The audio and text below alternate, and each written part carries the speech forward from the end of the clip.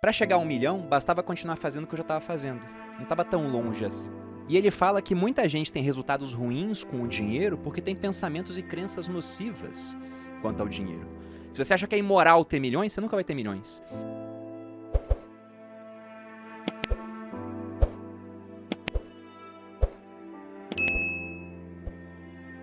Eu acho que o livro é um clássico dessa parte das finanças e muito bom para quem é iniciante. Tanto que no meu curso, quando eu fui estruturar o primeiro módulo, mentalidade, ele é muito inspirado no que a gente vê aqui no livro, sobre essa questão de modelo de dinheiro, né, crenças negativas quanto ao dinheiro, substituição dos arquivos ruins pelos bons, usando o linguajar aqui do livro. Então, eu acho o livro muito bom. Até quando você falou esse negócio de escrever as metas no papel, eu lembro que no meu treinamento eles mandaram fazer a mesma coisa. E o número que eu escrevi na época foi 1 milhão. Porque era o que eu queria ter, né? Era o objetivo de número redondo mais próximo, assim. E quando eu falei, né, pra Malu quanto eu queria, meu número era maior que o dela, inclusive. Sim. Aí logo depois o palestrante, ele falou uma frase que tá no livro aqui. Se um carvalho de 30 metros tivesse a mente de um ser humano, ele cresceria apenas 3 metros. É verdade. Porque ele ia pensar, não, já tá bom com 3 metros, nunca iria até 30. Eles começaram a falar, você tem que crescer o máximo que você puder crescer. E é incrível quando você fala, você foi em 2017, foi em 2016. A gente pega, né, 5 anos depois, no meu caso, 4 no teu, esses números hoje ficaram pequenos pra gente. É até um conceito que ele bota aqui no livro, termostato financeiro. Ele fala que cada pessoa tem um termostato. Então você pega o Jorge Paulo Lemann, o termostato dele tá alinhado pra bilhões. Sim. Se esse cara, de repente, ele perdesse tudo e ficasse só com 50 milhões, ele ia julgar um fracasso total. Sim. Sendo que, pra muita gente, 50 milhões é um negócio que é levar o termostato de 0 pra 100. Sim. Porque é um número totalmente real. Então lá eu tenho que reajustar meu termostato financeiro, porque pra chegar a 1 milhão, bastava continuar fazendo o que eu já estava fazendo. Não estava tão longe assim mais naquela época. Eu já tinha uma certa previsibilidade que não ia demorar tanto tempo.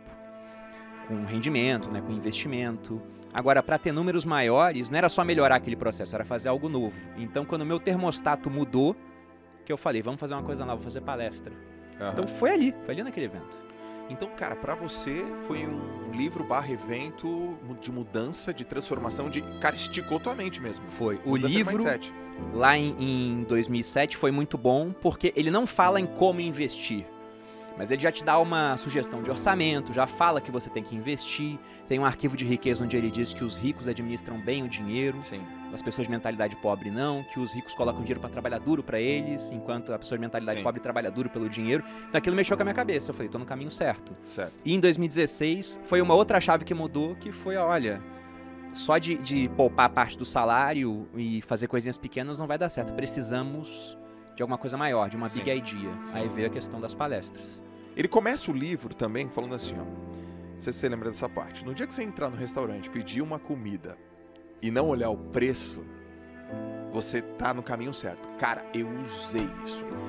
E ali eu percebi que eu tava no caminho certo. Ele começa o livro falando assim, né? Então, o que você pensa gera o teu sentimento sentimento gera as tuas atitudes e as tuas atitudes geram o teu resultado. Comenta um pouco sobre isso aí.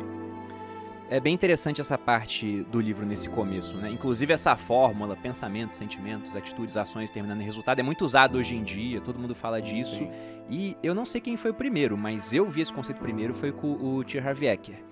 E ele fala que tudo começa no pensamento. Até quando você fez o post para divulgar o podcast, você falou, as coisas vão acontecer 2 vezes. A primeira na cabeça e depois no mundo real. E de fato, ele fala que muita gente tem resultados ruins com o dinheiro porque tem pensamentos e crenças nocivas quanto ao dinheiro. E ele fala que grande parte dessas crenças, elas foram estabelecidas através de 3 coisas.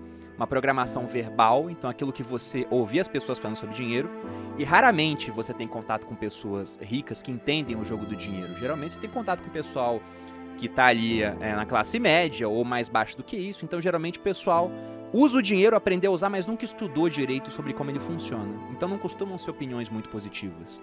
Além disso, você tem os exemplos, que é o segundo ponto. E qual que é o exemplo tradicional? Principalmente aqui no Brasil. Saiu uma estatística do Conselho Nacional do Comércio, CNC, ou Confederação Nacional do Comércio, não lembro agora direito. Mas falando que 70% das famílias brasileiras estão endividadas.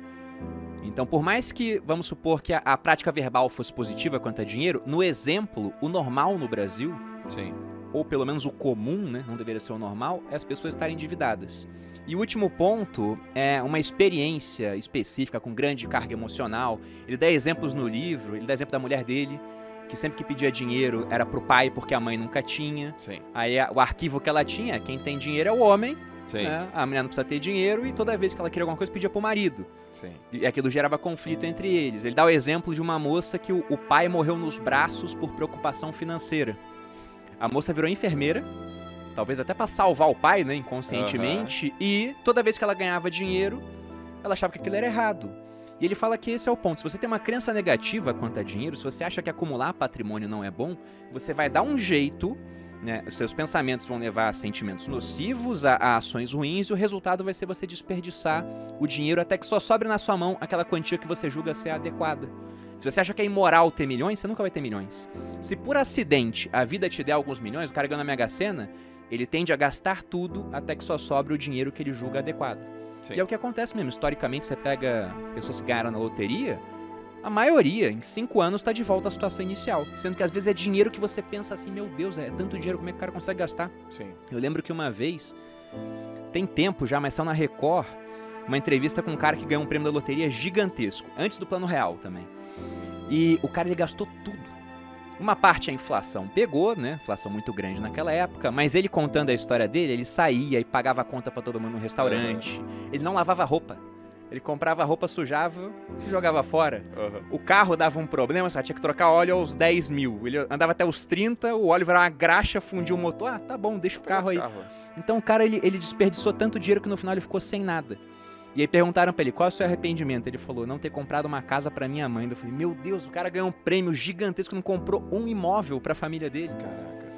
Então é esse o ponto, né? Ele fala, se você não tem crenças alinhadas, você nunca vai conseguir acumular patrimônio. E aí ele fala pra você identificar esse teu modelo de dinheiro. Porque esse seu modelo não é seu. Ele só foi passado pra você. Aham. Então o ponto é que você não é uma gravação, que ele diz. Você é o gravador. Se essa gravação não tá boa, você deleta e grava uma nova. Perfeito. E aí o que ele Perfeito tenta exemplo. fazer é colocar os arquivos bons no lugar dos arquivos ruins. Perfeito exemplo.